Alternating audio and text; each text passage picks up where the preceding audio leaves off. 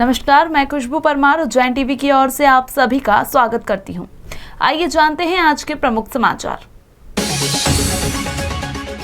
ज्वाजगंज थाना क्षेत्र में ताजिया उठाने के दौरान आपत्तिजनक नारे लगाने वाले युवकों की राजद्रोह की धारा के अंतर्गत गिरफ्तारी की गई। पूर्व प्रधानमंत्री राजीव गांधी के जन्मोत्सव पर निकाली गई रैली, किया गया रक्तदान शिविर का आयोजन व बड़ी मात्रा में शामिल हुए कांग्रेसी नेता।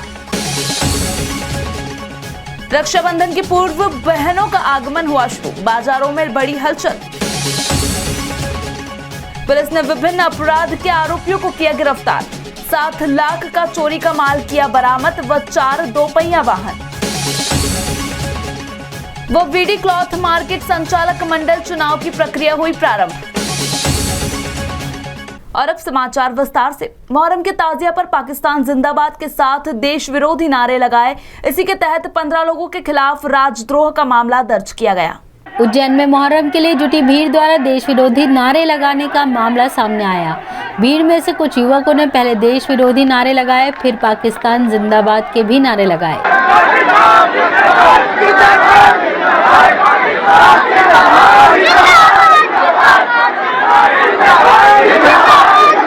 इसकी सूचना लगते ही पुलिस सक्रिय हो गई। पुलिस ने इस मामले में अब तक 4 लोगों को गिरफ्तार कर लिया। एसपी सत्येंद्र कुमार शुक्ल ने घटना की पुष्टि करते हुए कहा कि इस मामले में कार्रवाई की जा रही है। युवकों से पूछताछ के बाद और खुलासा होगा। घटना गुरुवार देर रात की है। शहर के गीता कॉलोनी में मुहर्रम का ताजिया उठ रहा था। इसी दौरान भारी भीड़ जुटी, देश विरोधी और पाकिस्तान जिंदाबाद के नारे लगने लगे, जिसके बाद पुलिस फोर्स के आते ही भीड़ तितर बितर हो गई। युवकों से खाराकुआम पुलिस थाने में पूछताछ की जा रही है। ज्वाजगंज थाना के क्षेत्र में लगभग कल 10 बजे के आसपास का एक घटनाक्रम है जिसमें भारत विरोधी नारे की जानकारी आई थी।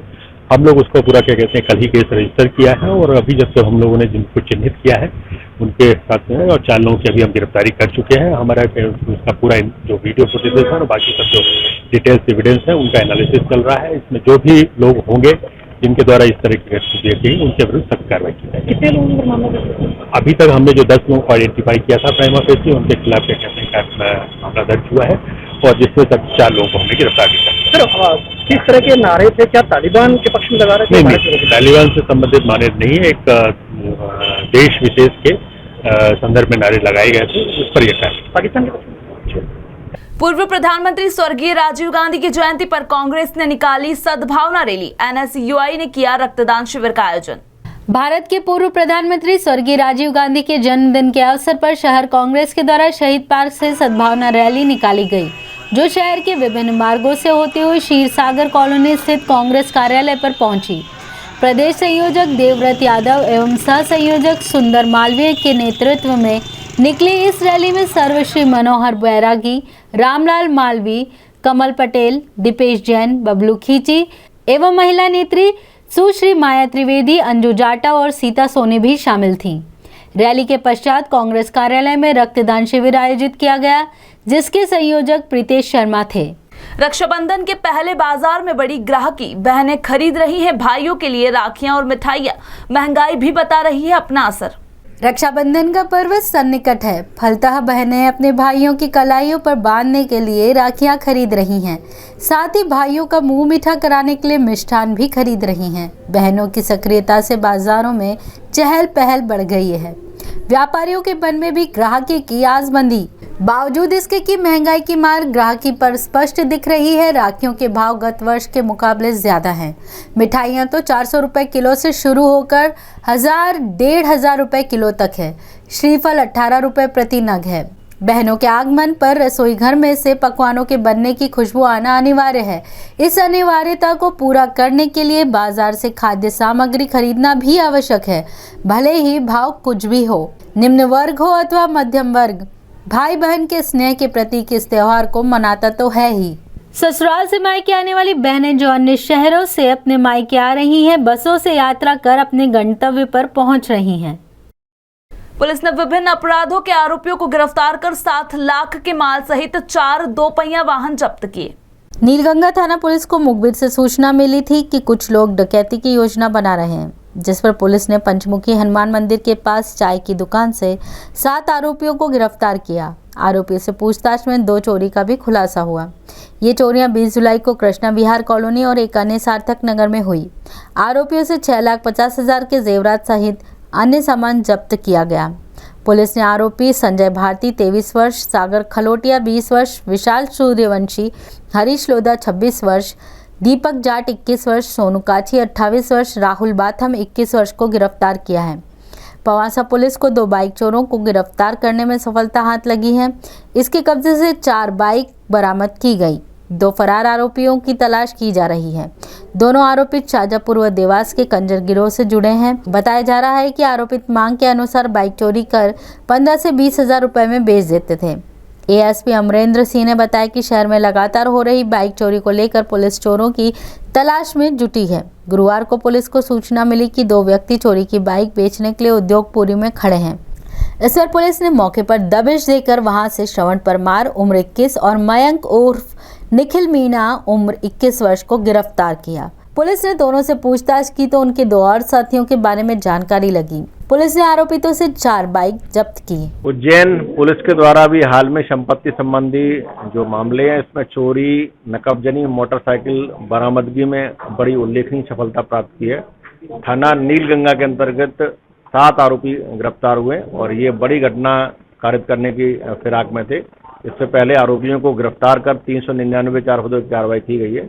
आरोपियों से पूछताछ में जुलाई माह की एक 20 जुलाई की और एक 28 जुलाई की 2 चोरी और नकबजनी की बड़ी वारदातों का खुलासा हुआ है, जिसमें लगभग 7 लाख का मशरूका जब्त हुआ है और उसमें सोने, चांदी, एलईडी और जो अन्य सामान जो चोरी हुआ है, पूरे सामान को बरामद किया गया है। नीलगंगा पुलिस की इस उल्लेखनीय सफलता के लिए पुलिस अधीक्षक महोदय द्वारा इनाम की घोषणा भी की गई है। थाना पवासा के अंतर्गत और एक बड़ी कार्रवाई हुई है, जिसमें 4 मोटरसाइकिल जो बरामद हुई हैं। इसमें मुख्य रूप से कुछ मोटरसाइकिल ब्रांड नए हुए हैं, जिनमें बुलेट और जो बड़ी कीमत, ऊंची कीमत में जो गाड़ियां मिलती हैं, 2 पहिया वाहन, वो गाड़ियां जब्त हुई हैं। ये पूरा ऑर्गेनाइज संगठित रूप से ये गैंग चलाते थे। पहले ऑन डिमांड कोई आदमी अगर बोलता था कि हमें इस प्रकार की 2 व्हीलर चाहिए, तो उसी प्रकार की, उसी मेक की गाड़ी चुराते थे और ऊंचे दामों में बेचते थे। इसमें 2 आरोपी गिरफ्तार हुए हैं और 4 जो 2 पहिया वाहन, जिनकी कीमत लगभग 5 लाख के आसपास है, उनको जब्त किया गया है। और आरोपियों के जो संबंध में जो कॉन्टैक्ट हैं, वो देवास और शाजापुर के जो कंजर हैं, उनसे मिला है। आरोपियों की जो अन्य आरोपी हैं, इसमें उनकी धरपकड़ के प्रयास किए जा रहे हैं। विक्रमादित्य बैंक संचालक मंडल चुनाव हेतु नामांकन पत्र दाखिल करने की प्रक्रिया प्रारंभ। 11 संचालकों के चयन हेतु चुनाव होंगे 29 अगस्त को। नगर के व्यावसायिक जगत में अपनी विशिष्ट पहचान रखने वाले विक्रमादित्य क्लॉथ मार्केट के संचालक मंडल का कार्यकाल पूरा होने के कारण 29 अगस्त को नवीन संचालक मंडल के चुनाव हेतु मतदान होगा। इसी चुनाव की प्रारंभिक प्रक्रिया के क्रम में नामांकन पत्र दाखिल होने की प्रक्रिया भी पूरी हो गई।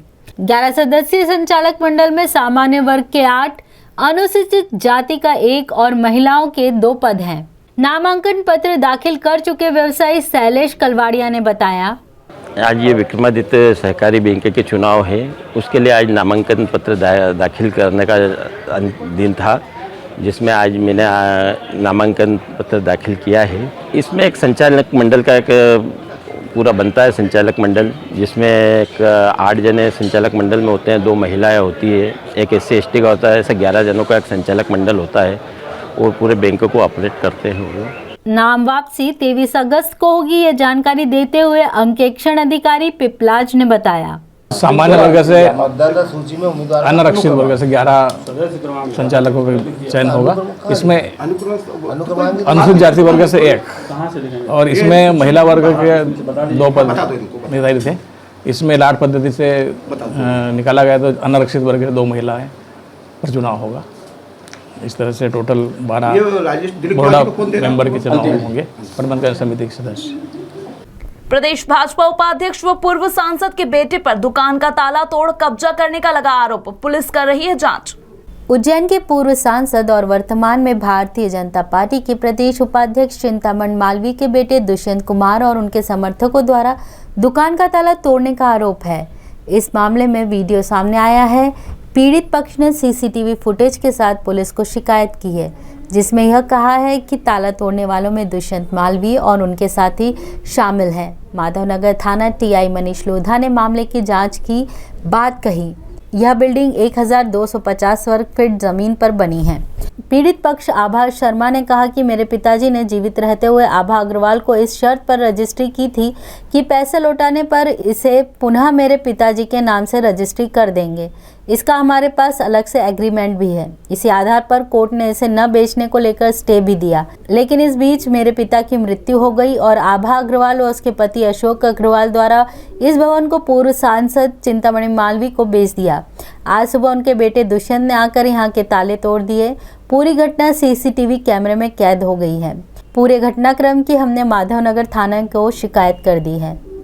यह भवन हमारा जो है पुश्तैनी है और इस पे कंस्ट्रक्शन करने के लिए हमारा एक बिजनेस पार्टनर था अशोक अग्रवाल निवासी फमारा चौक। उसने सिक्योरिटी के तौर पर है ना इस भवन की रजिस्ट्री मेरे पापा के द्वारा कराई थी, ठीक है, और कि लेन देन वापस होकर हमें रजिस्ट्री वापस कर देगा, जो कि उसने।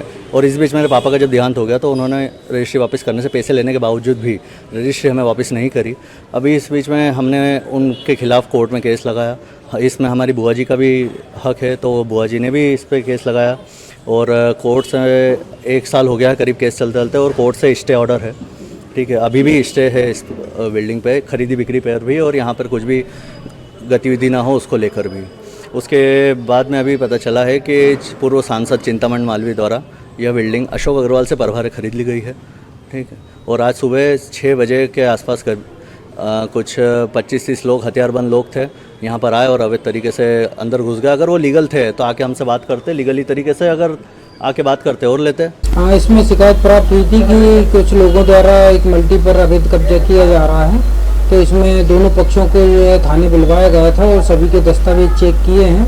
तो जो इसमें आपत्ति करता है शर्मा जी, आवास शर्मा, तो उनके द्वारा उनकी सहमति पे उनके पिताजी द्वारा ये जो मल्टी है ये बिक्री कर दी गई थी अशोक अग्रवाल जी की पत्नी को, आभा अग्रवाल को, और उनके द्वारा ये जो मल्टी है चिंतामणि मालवी जी को बिक्री की गई है। इसकी रजिस्ट्री भी संपादित की जा चुकी है। तो जो अभी जो आपत्ति कर रहे हैं इनके नाम पे भी कुछ भी नहीं है, ना ही इनके द्वारा कोई दस्तावेज प्रस्तुत किया। दत्ताना मताना हवाई पट्टी से हवाई सेवा शुरू करने की कवायद को लेकर मंत्री ने किया दौरा। उच्च शिक्षा मंत्री डॉक्टर मोहन यादव ने देवास रोड स्थित दत्ताना मताना गांव में बनी हवाई पट्टी का दौरा कर कहा कि जल्द ही यहाँ छोटे प्लेन उतरेंगे। इसकी शुरुआत बहुत जल्द ही हो जाएगी। उज्जैन सहित देश भर के नागरिक हवाई जहाज चलाने का प्रशिक्षण ले पाएंगे। विक्रम विश्वविद्यालय में पायलट ट्रेनिंग कोर्स भी खोला जाएगा। लोग ऊपर से उज्जैन शहर का नज़ारा देख पाएंगे। इसके लिए पावर ग्लाइडर से यात्रा कराई जाएगी। विधायक निधि से 2 पावर ग्लाइडर खरीदने की तैयारी हो रही है। नालंदा एविएशन कंपनी के accountable manager doctor PM Yadav ने उन्हें बताया कि कंपनी द्वारा commercial pilot license, personal pilot license एवं स्टूडेंट पायलट लाइसेंस के अतिरिक्त एरोस्पोर्ट्स एविएशन का कार्य संपादित किया जाएगा। कंपनी के MD विवेकानंद एवं डायरेक्टर रामानुज प्रसाद रहेंगे। मालूम हो कि साल 2013 में डॉक्टर मोहन यादव के विशेष प्रयासों से प्रदेश सरकार ने वेंचुरा एयर कनेक्ट के साथ संयुक्त उद्यम के रूप में उज्जैन भोपाल हवाई सेवा शुरू की थी। ये सेवा कुछ ही महीने बाद ही यात्री न मिलने की वजह से बंद कर दी गई। महाकुंभ सिंहस्थ 2016 के दरमियान भी हवाई सेवा दोबारा शुरू करने का प्रयास किया गया, मगर सफलता नहीं मिली। अब उज्जैन में विकास के बढ़ते कदम को देख दोबारा हवाई सेवा प्रशिक्षण कार्यक्रम शुरू करने की कवायद हुई है। उज्जैन और इंदौर और इन सब के बीच में इस एविएशन के लिए बहुत अच्छा स्कोप है। मुझे खुशी इस बात की है कि एक कंपनी आई है जिसने अपने बलबूते पर कुछ प्लेन ला करके वो अपना काम चालू करेंगे।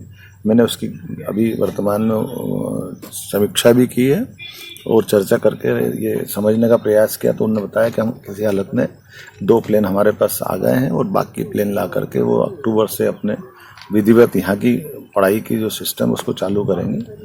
हमने सरकार के लेवल से भी सोचा है कि इसका जो नाइट लैंडिंग होना या बड़े जहाज उतरने की गुंजाइश होना, तो उससे संबंधित कुछ सरकार की फाइलें हैं। माननीय मुख्यमंत्री जी ने पिछले समय निर्देश दिए थे, मैं उसको फॉलो कर रहा हूँ कि आने वाले समय में हमारी हवाई पट्टी एक तरह से इंदौर के एयरपोर्ट के स्टैंड बाई के रूप में काम करे। हम ये मान के चलेंगे बहुत जल्दी आप बहुत सारी गतिविधि बढ़वाएंगे जिसके माध्यम से इसकी कल्पना की गई। Thank you. गैस गोदाम से तीसरी बार डीजल चुराने घुसे चोर, एक चढ़ा चौकीदार के हत्थे, बाकी साथी फरार। मक्सी रोड स्थित गैस गोदाम में 15 दिन से डीजल चोर वारदात कर रहे थे। बुधवार गुरुवार देर रात चौकीदार ने लोगों की मदद से डीजल चुराने आए बदमाशों के एक साथी को पकड़ लिया। इस दौरान चौकीदार से ही बदमाश यह कहने लगा कि मुझे छोड़ दो, जो भी आपकी सेवा पानी होगी मैं कर दूंगा। रंगे हाथ डीजल चुराते पकड़ाए बदमाश का नाम राजेश निवासी मायापुरी है, जो स्कूटी से साथी के साथ गैस गोदाम पर रात में पहुंचा। डीजल चुराने के लिए तेल की खाली कुप्पियां व पाइप ली बदमाशों ने गोदाम के अंदर खड़े मिनी ट्रक के डीजल टैंक का ढक्कन खोल पाइप से डीजल की कैन भर ली। कुत्ते भौंकने की आवाज़ सुन चौकीदार जागा। वह पड़ोस की चौकीदार समेत 2-3 लोगों को इकट्ठा करने के बाद घेराबंदी की तो एक बदमाश भाग निकला, लेकिन दूसरा साथी पकड़ में आ गया। उसे चिमनगंज थाना पुलिस के हवाले किया गया। पुलिस बदमाश से पूछताछ कर रही है। इस संबंध में संचालक आलोक एरन ने बताया, महाकाल इंडियन सर्विस के नाम से हमारा गैस गोडाउन वर्षों से मक्सी रोड पे वेयर हाउस के पास स्थित है, जहाँ पे रात में हमारे डिलीवरी व्हीकल खड़े रहते हैं। उसमें करीब 12-15 दिन से हर दूसरे चौथे दिन जो है डीजल की चोरियाँ हो रही थी। अभी तक लगभग 40 से 50 हज़ार रुपये की डीजल चोरी हो चुकी है। हमने हमारे चौकीदार राजाराम को अलर्ट किया हुआ था कि बेटा आपको इस पे मतलब ध्यान देना है। तो रात को उसको खटपट की आवाज़ फिर से सुनाई दी, तब उसने चुपचाप वहाँ देखा तो 2 व्यक्ति हमारे ट्रक में से डीजल चोरी कर रहे थे। भार्गव घाटी पर शाखा परिसर में पौधारोपण हुआ संपन्न, विधायक एवं अन्य गणमान्य जनों की सहभागिता से। कार्तिक चौक स्थित भार्गव घाटी शाखा परिसर में पौधारोपण कार्यक्रम आयोजित किया गया। इस अवसर पर विधायक पारस जैन, संदीप मेहता, रमेश शर्मा, संतोष जैन, अनिल जैन, ममता जैन, खुशी सक्सेना तथा राम सिंह पनिहार आदि मौजूद थे। 84 महादेव यात्रा में आज कीजिए अनकेश्वर महादेव के दर्शन और जानिए उनकी गाथा, जो आगर रोड मकोड़िया पर स्थित होकर इस श्रृंखला में अपना 27वां स्थान रखते हैं।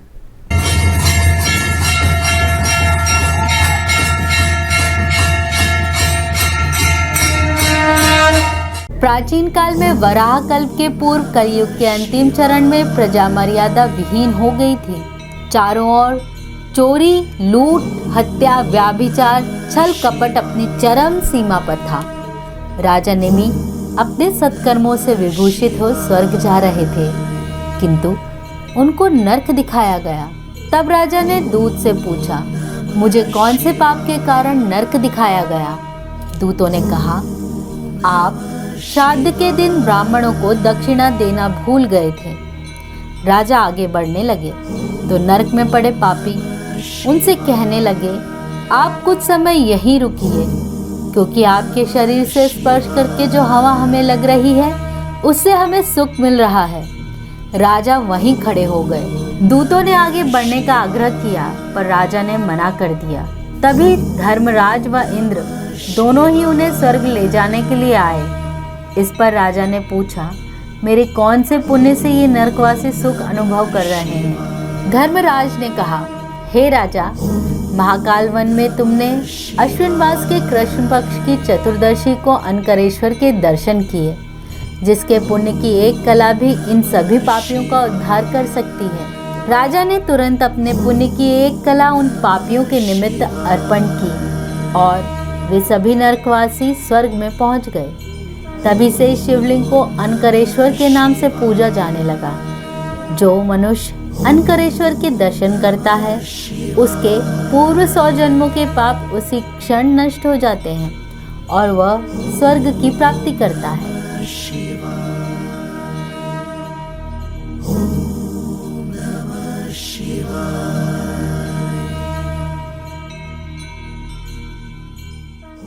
इसी के साथ आगे चलते हैं वेधशाला से प्राप्त मौसम के आंकड़ों की ओर।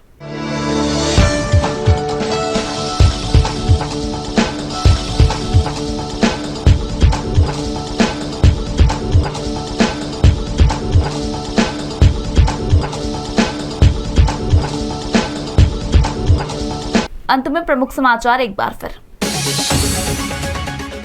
ज्वाजीगंज थाना क्षेत्र में ताजिया उठाने के दौरान आपत्तिजनक नारे लगाने वाले युवकों की राजद्रोह की धारा के अंतर्गत गिरफ्तारी की गई। पूर्व प्रधानमंत्री राजीव गांधी के जन्मोत्सव पर निकाली गई रैली, किया गया रक्तदान शिविर का आयोजन व बड़ी मात्रा में शामिल हुए कांग्रेसी नेता। रक्षाबंधन की पूर्व बहनों का आगमन हुआ शुरू, बाजारों में बड़ी हलचल। पुलिस ने विभिन्न अपराध के आरोपियों को किया गिरफ्तार। 7 लाख का चोरी का माल किया बरामद व 4 दोपहिया वाहन। वो वीडी क्लॉथ मार्केट संचालक मंडल चुनाव की प्रक्रिया हुई प्रारंभ। तो ये थे अब तक के प्रमुख समाचार। ताजा खबरों के लिए देखते रहिए उज्जैन टीवी। हमारे YouTube चैनल को लाइक सब्सक्राइब करना ना भूलें। नमस्कार।